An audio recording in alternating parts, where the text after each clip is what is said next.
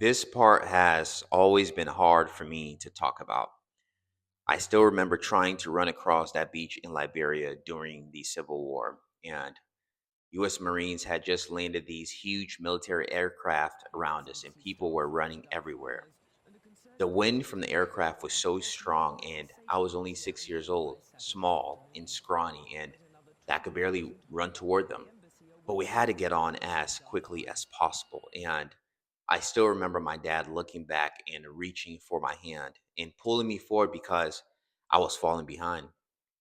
At that time, I didn't fully comprehend why we were in such a hurry. What I didn't understand then was that none of this would have even happened if my parents hadn't had to make one impossible decision the day before. You see, the US officials had looked at my parents and said, only one of you can leave the country with your son.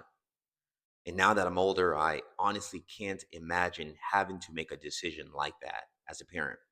Years later, my parents told me why they chose for my dad to come with me. And it was because he was in ministry. And they believed that if he could get to America first, that he'd have the best chance of working with the church in immigration to bring my mom and little sister over later. There wasn't a plan, just hope. And at 6 years old, I honestly thought my dad and I were just leaving. I don't think that I had fully processed that we were leaving my mom and my little sister behind in the middle of a brutal civil war. And honestly, I didn't know if I'd ever see my mom again.